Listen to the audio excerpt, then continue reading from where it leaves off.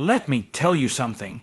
Your mind is the battlefield, not your boss, not your bank account, not your background. Your mind, and if you can't control it, if you don't discipline it, you will live your life reacting instead of responding, drifting instead of designing, existing instead of excelling. Discipline is the gateway to freedom. Without discipline, freedom becomes chaos. True personal power begins when your mind obeys your higher intentions. Let me break something down for you that most people get twisted. Discipline isn't punishment, it's not restriction. Discipline is the gateway to freedom. Real freedom, mental freedom, financial freedom, spiritual freedom starts the moment you stop letting your impulses run your life. See, when your mind is undisciplined, you live at the mercy of emotion.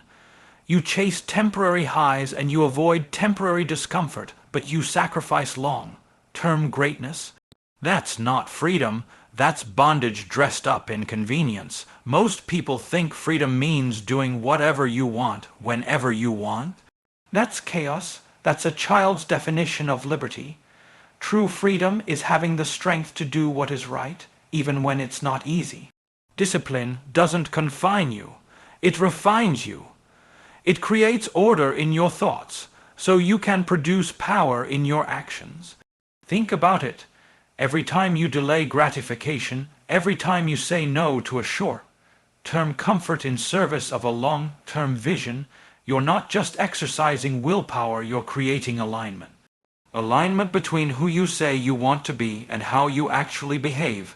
That's integrity. That's power. That's freedom. A disciplined mind doesn't obey fear. It doesn't flinch under pressure. It doesn't chase validation. It creates peace through purpose. And once you taste that kind of mental clarity, you'll never want to go back to living reactive. You don't become free by doing less work. You become free by doing the right work.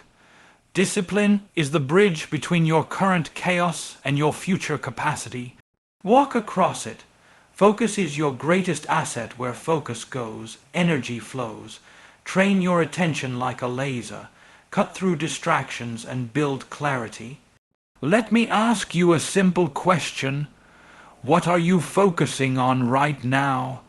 Because whatever it is, that's where your life is headed. Focus is not just mental energy, it's directional energy. Where focus goes, energy flows, and where energy flows, results grow. If your focus is scattered, your life will be too. If your mind is constantly jumping from worry to comparison to entertainment, don't be surprised when your results are mediocre at best. Most people don't have weak potential. They have weak focus. They get distracted by everything because they've never decided on anything. They want success, but they're addicted to scrolling. They want peace, but they're focused on drama. And here's the kicker. Your focus is a choice. You're not a victim of your thoughts. You are the architect of your attention. This is why high performers guard their focus like their life depends on it, because it does.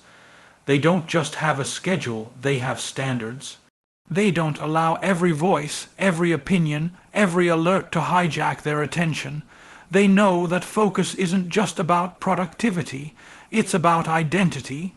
You become what you consistently pay attention to.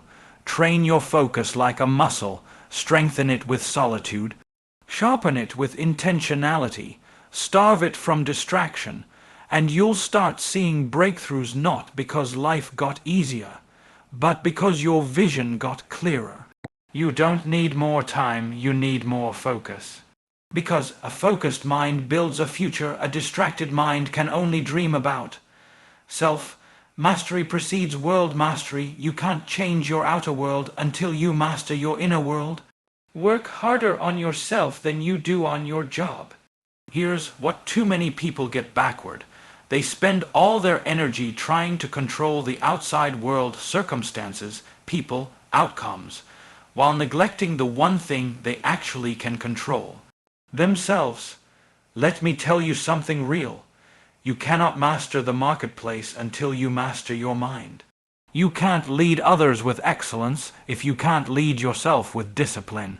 Every battle you're fighting out there, financial stress, broken relationships, unfulfilled dreams, it all traces back to what's happening in here.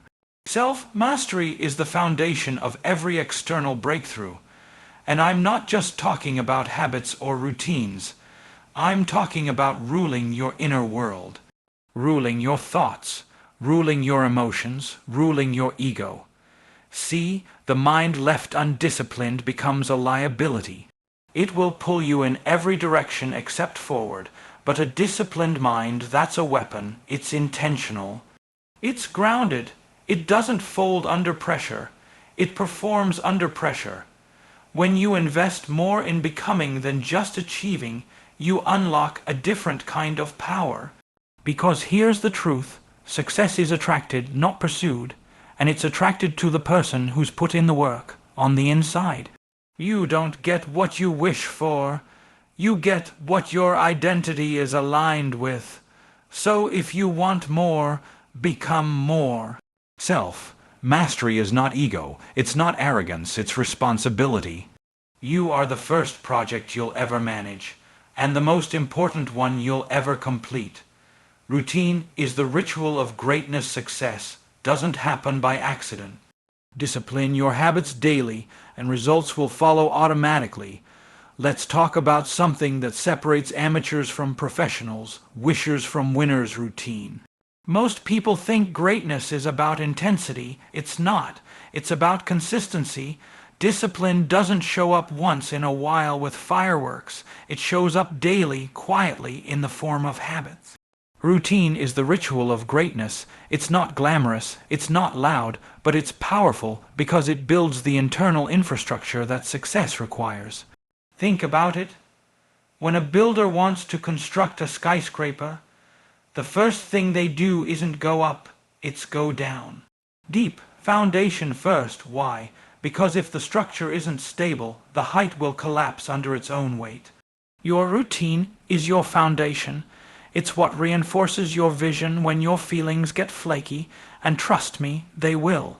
You won't always be motivated, you won't always feel inspired, but if you've trained discipline into your routine, your actions don't need permission from your emotions. The truth is, most people are loyal to their comfort more than their calling, but nothing extraordinary is built on what's easy. Greatness is built in the dark early mornings, late nights, hard choices when no one's watching. That's the classroom of discipline. That's where character is shaped. Your routine is telling your future what it's allowed to become. So don't just schedule tasks. Schedule transformation. Because you don't rise to the level of your goals, you fall to the strength of your systems. Your thoughts are the blueprint of your future. If you want to change your life, start by upgrading your thinking. Every thought is a seed. Let's get into the root of transformation. Your thinking. Everything you build, everything you become, starts with a thought. Your thoughts are the blueprint of your future. They are not just passing ideas floating through your head. They are instructions your brain is following.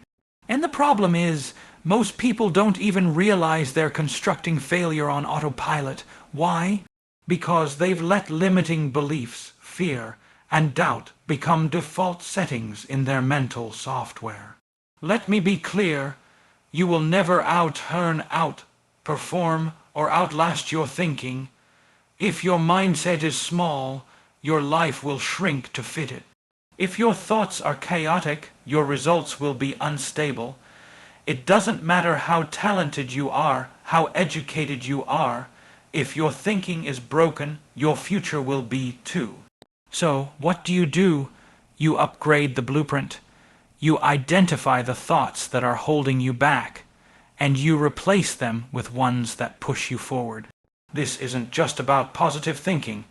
It's about powerful thinking, thinking rooted in truth, thinking aligned with vision, values, and discipline. You don't need hype. You need clarity. You need thought patterns that are designed to produce the results you say you want. When you change the way you think, you change what becomes possible. Because the life you're living right now is not the product of your potential. It's the product of your pattern. So if you want a new outcome, start by installing a new mindset. You don't get what you want, you get what you're disciplined enough to earn. Desire is not enough. Your results reflect what you tolerate, not what you hope for. Let's end this with a truth most people avoid because it makes them uncomfortable. You don't get what you want. You get what you're disciplined enough to earn. Wanting something doesn't make it yours. Hoping, dreaming, even praying, those are seeds, but without the discipline to water them, they dry up. Desire without discipline is just a fantasy, and too many people are living in a state of mental poverty because they're waiting for a break through they're not willing to become. Look, God doesn't reward potential. He rewards process. Favor follows faithfulness, and faithfulness looks like showing up when it's inconvenient, doing the right thing when nobody claps for you, practicing excellence when mediocrity is easier. That's discipline. That's what separates those who talk about the life they want from those who live it. Every outcome in your life is the harvest of a habit you've repeated or tolerated. So when you look at your life, you're not looking at chance, you're looking at choices. You didn't drift into your current situation. You arrived there based on what you were willing or unwilling to do consistently. Discipline is the great equalizer. It doesn't care about your background, your upbringing, or your excuses. It only responds to commitment. So if you're serious about transformation, stop asking, "What do I want?" and start asking, "What am I willing to be disciplined enough to deserve?" Because your next level won't respond to your desire. It will respond to your discipline.